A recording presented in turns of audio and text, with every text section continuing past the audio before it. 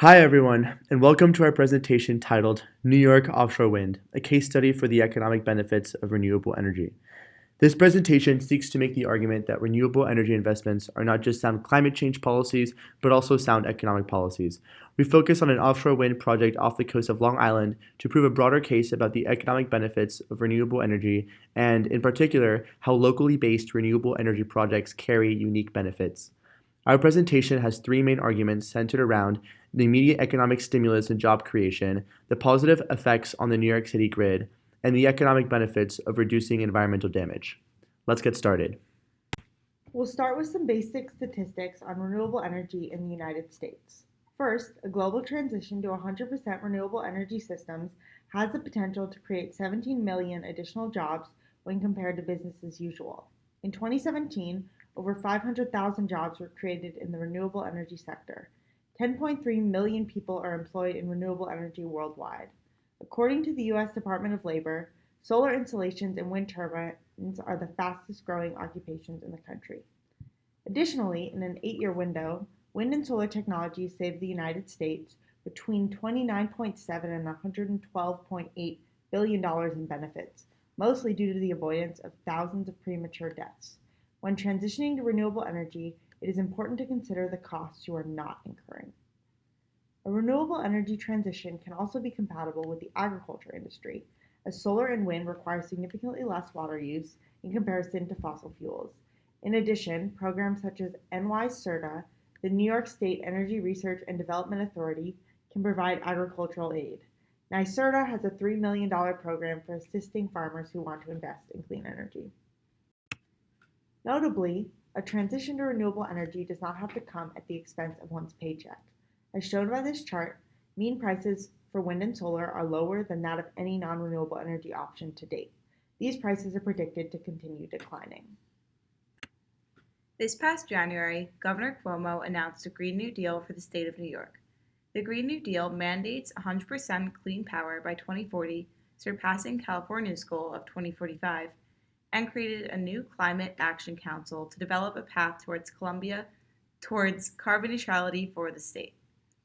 The plan ensures a just transition to clean power, prioritizing low and moderate income New Yorkers. It also explains the New York fracking ban and ending the use of coal power.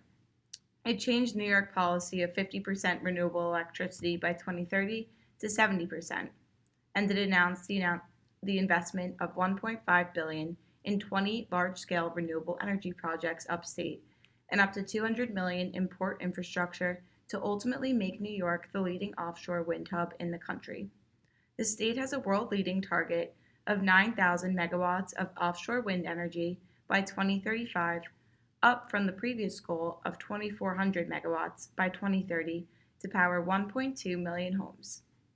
To further advance offshore wind, the plan also includes investing $200 million in New York port infrastructure, establishing a New York State Advisory Council on offshore wind economic and workforce development, and investing in an offshore wind training center. The offshore wind plan also aims to facilitate the development of an offshore wind transmission grid. These renewable energy projects are led by the New York State Energy Research and Development Authority, a department that funds efforts to reduce greenhouse gas emissions, accelerate economic growth, and reduce customer energy bills. There are three main arguments that we use to prove the case for New York offshore wind: strong economic stimulus effects, positive effects on New York City energy market, and quantifiable economic benefits to reducing pollution and carbon dioxide emissions. Our broader mission is to prove the necessity of locally based renewable energy sources for large cities as an economically viable strategy to combat climate change. The New York City offshore wind project provides a helpful case study for investigating the economic impacts of offshore wind implementations. For example, NYSERDA is set to invest $15 million towards the goal of workforce development and infrastructure advancement, specifically for clean energy, and is projected to create up to 5,000 jobs in the process. New jobs from offshore wind projects include design, construction, installations, maintenance, and other operations. Additionally, such projects have the potential to invigorate the economy, as this one will pump $6 billion into the New York State economy. Finally, through spearheading offshore wind, NYC is getting ahead on changing prices of renewable energy credits. NYSERDA predicts that by 2030, offshore wind credits will be less costly than those of other large-scale renewable energy implementations. One of the most compelling arguments for the offshore wind project in New York is the benefits that it would have on the New York City energy supply market. Currently, the New York City energy supply market is headed towards a supply crunch given Governor Cuomo's decision in 2017 to close the Indian Point nuclear power plant in Westchester.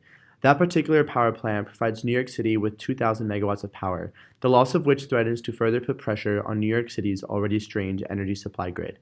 Clearly, the offshore wind project won't single-handedly solve every problem related to the New York City grid, but it is an important part of the solution by addressing the supply gap left by the closure of the Indian Point nuclear plant.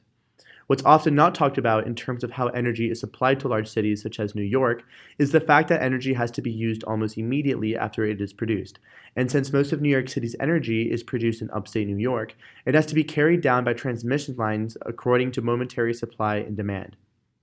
There's an intricate system of regulators and private companies that work to ensure this delicate balance, and absent of dramatic improvement in storage technology, this is how it will likely be in the foreseeable future. But one of the benefits of offshore wind in Long Island is the fact that the energy produced from the project would go directly back to the communities that it is closest to in New York City.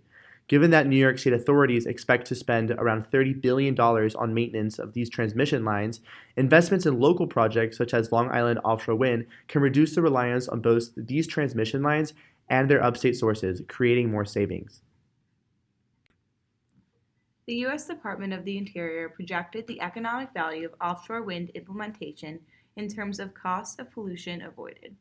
In Michigan, a study analyzing offshore wind implementation was conducted, and an estimate was found that a 450 megawatt offshore wind farm could provide benefits ranging from $1.1 million to $19.4 million per year by reducing pollution.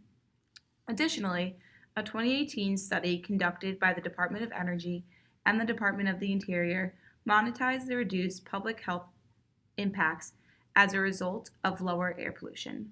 Under the Wind Vision study scenario, approximately $2 billion could be saved in avoided mortality, morbidity, and cumulative emissions of sulfur dioxide, nitrogen dioxide, and fine particulate matter realized by 2050 in the United States.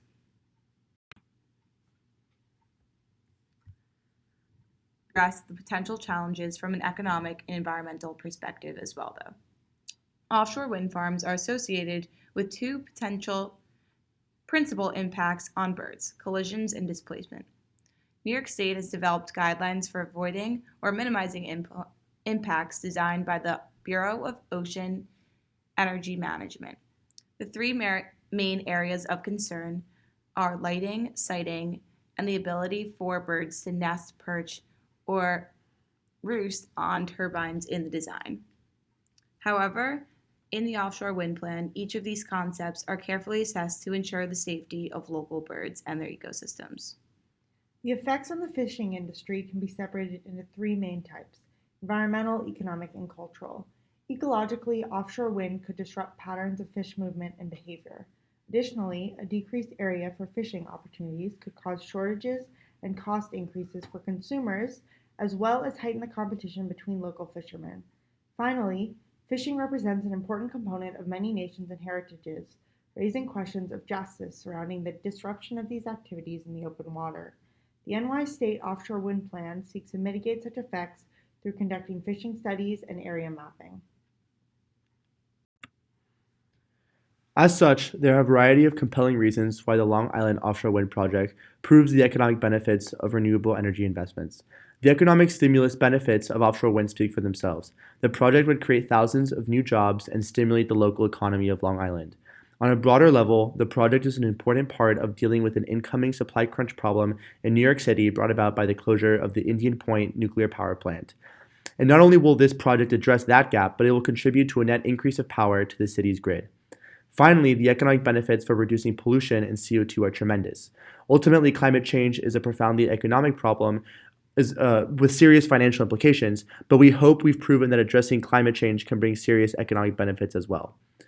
We're under no illusions that the Long Island offshore wind project can by itself resolve most of New York's environmental problems, but our argument is that the Long Island offshore wind project is an example of how a renewable energy policy can bring together various stakeholders and bring economic benefits that still matter to the communities that surround them, and that at a broader level stands as an example of how addressing climate change is not just the right thing to do, but also the most economically beneficial thing to do.